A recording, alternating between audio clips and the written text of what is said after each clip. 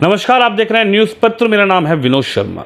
देश की राजधानी दिल्ली ने बाढ़ का जलजला देखा, लेकिन उसके बाद जो समस्याएं बाढ़ पीड़ितों के सामने आई उसको लेकर लगातार कुछ राजनीतिक दल, कुछ सामाजिक संस्थाएं, कुछ एनजीओज लगातार सामने उभर कर आए। लेकिन आज आपको एक ऐसे व्यक्ति से मिलवाने जा रहा हूं जो भारतीय जनता पार्टी के एक कर्मठ कार्यकर्ता तो हैं ही, लेकिन जब भी कभी समाज सेवा की बात आती है या फिर ऐसी आपदा आती है तो उसमें लगातार किस तरीके से तन मन के साथ और धन के साथ, यानी कि तन मन धन तीनों चीज़ों के साथ लगातार जनता की सेवा में रहते हैं। मेरे साथ जितेंद्र हैं, जितेंद्र भाई से बातचीत करेंगे।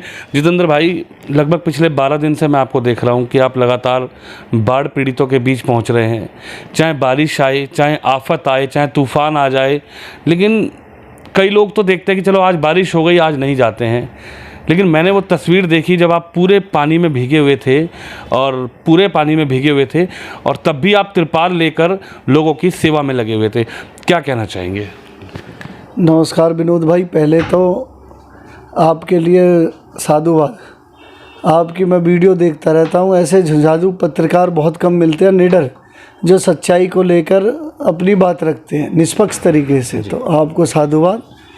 दूसरा, बड़ा विकट समय था इन लोगों के लिए। जब बाढ़ आई तो इनके लिए रहने के लिए, खाने के लिए छत तक नहीं थी, कुछ नहीं था।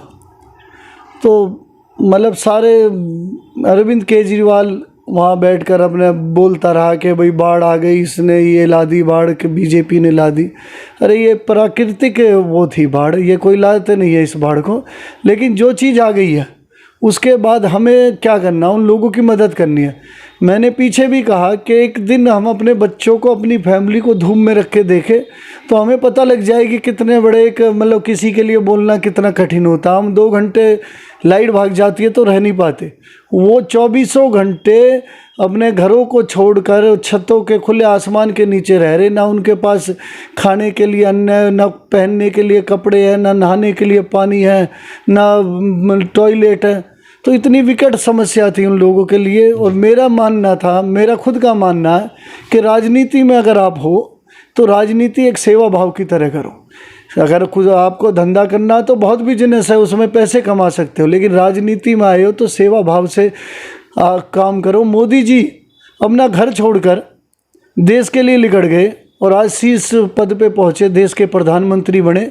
तो इस तरह से प्रेरणा मिली मुझे भी कि भाई अगर आपको राजनीति करनी है तो सेवा भाव से। हमारे प्रदेश अध्यक्ष वीरेंद्र सचदेवा जी एक छोटे से कार्यकर्ता थे और दिल्ली प्रदेश अध्यक्ष बने और लगातार 12 दिन वो हमें दिशा निर्देश देते रहे। अब 12 दिन से लगातार आपदा पीड़ितों के लिए, बाढ़ पीड़ितों के लिए आप लोग लगातार मेहनत कर रहे हैं, काम कर रहे हैं। खाना पीना जो भी है, चाहे वो राशन की वितरण की प्रक्रिया हो या फिर कपड़ों के वितरण की प्रक्रिया हो, अब क्या लगता है कि अगर जितेंद्र जो लगातार कर रहे हैं, कैसी तरीके से मेहनत करते रहेंगे, इसी तरीके से लगातार जनता की सेवा करते रहेंगे, या फिर अगर कभी जितेंद्र को कोई पद मिल गया या पार्टी द्वारा किसी भी निर्वाचन में आप सफल हो गए तो क्या छोड़ देंगे या फिर इसी तरीके से सेवा चलती रहेगी?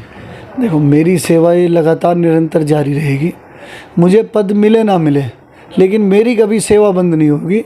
आप हमेशा लाइव फेसबुक के माध्यम से और माध्यमों से, मतलब व्हाट्सएप से देख सकते हो।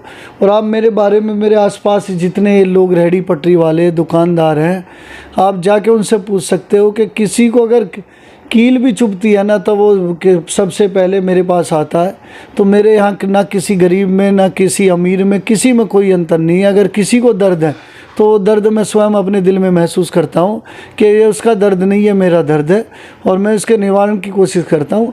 और मेरा चेहरा और चरित्र वो हमेशा एक जैसा रहेगा। मैं आज विनोद जी आपसे कह रहा हूँ, आप 20 साल बाद भी आके मिलोगे तो आपको ऐसा ही जितेंद्र मिलेगा, कभी पैदल चलता हुआ, कभी स्कूटी पे चलता हुआ, और कभी अपने यार दोस्तों की अगर ना भी कोई सवारी मिली तो ई रिक्शे में बैठते चलते हुए। तो मुझे कभी शौक़ नहीं रहा कि मैं कोई पैसे वाला हूँ या बड़ी गाड़ियों से मुझे किसी को प्रभावित करना। अगर लोग प्रभावित होंगे तो मेरे कार्यों से, मेरे व्यवहार से और मेरे जो काम करने का उससे प्रभावित होंगे। क्योंकि आप चकाचौंध में 2 दिन तो किसी को प्रभावित कर सकते हो। आप बहका सकते हो किसी को भी, लेकिन लंबे टाइम तक आपके जो कार्य वो आपको आगे बढ़ा सकते हैं, वो आपकी प्रशंसा करवा सकते, और नहीं तो कोई आपको प्रशंसा नहीं करेगा। बीजेपी चुनने का रीजन क्या रहा? बीजेपी ही क्यों पसंद आई? आप लगातार व्यापार मंडल के यहाँ पर अध्यक्ष हैं और आपके यहाँ से जो विधायक हैं वो उप मुख्यमंत्री हैं दिल्ली के, तो आपने कभी सोचा नहीं कि भाई ऐसी पार्टी में चले जाओ जो उप मुख्यमंत्री हमारी विधानसभा के हैं? आम आदमी पार्टी है, बड़े लेवल पे है इस वक्त, तो पूरी दिल्ली में कह सकते हैं सरकार में भी है, तो बीजेपी ही क्यों चुनी? बीजेपी चुनने का एक ही कारण था कि सेवा भाव, राष्ट्रभक्ति और विश्व पे भारत का अभिमान।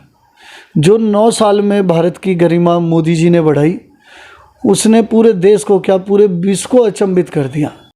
तो दिल्ली के लोगों को सोचना पड़ेगा कि किसको आपको चुनना है।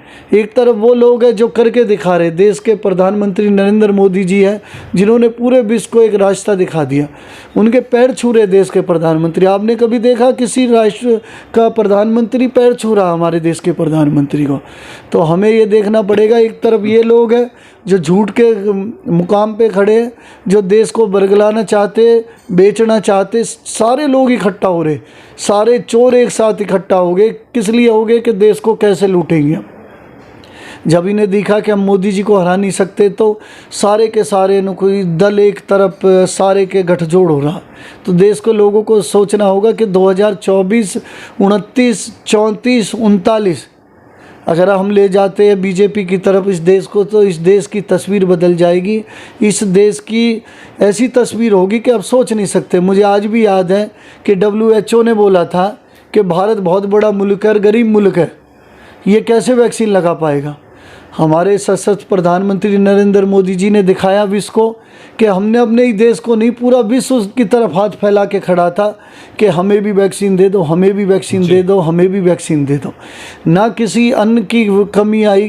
कोरोना काल में 80 करोड़ परिवारों को, एक एक घर को अन्न दिया गया, और आज हमारा देश की GDP आप देख सकते हो खुशहाल है। पूरा विश्व एक तरफ कंगाली की तरफ है, मंदी की तरफ, और हमारे देश में मतलब किसी चीज़ की दिक्कत नहीं है। कितनी बड़ी आपदा आ जाए, लेकिन हमारा देश मजबूत पैरों पे खड़ा है। एक ही कारण है, हमारे देश का प्रधानमंत्री नरेंद्र मोदी जी। नरेंद्र मोदी जी। चलिए, हमारे साथ जितेंद्र जी थे, जिनका ये कहना है कि लगातार जो समाज सेवा है वो भाव अभी से नहीं बल्कि 18 साल की उम्र से मेरे मन में है। हालांकि भारतीय जनता पार्टी को मैंने चुना है, भारतीय जनता पार्टी को इसलिए चुना है कि राष्ट्रहित की पार्टी है, और मैं लगातार जिस तरीके से सेवा कर रहा हूँ आगे भी इसी तरीके से सेवा करता रहूँगा। आप भी इस खबर पर इस वीडियो अपनी राय रखिए, इस वीडियो को शेयर जरूर करिए। कैमरामैन शिवम यादव के साथ विनोद शर्मा, दिल्ली से।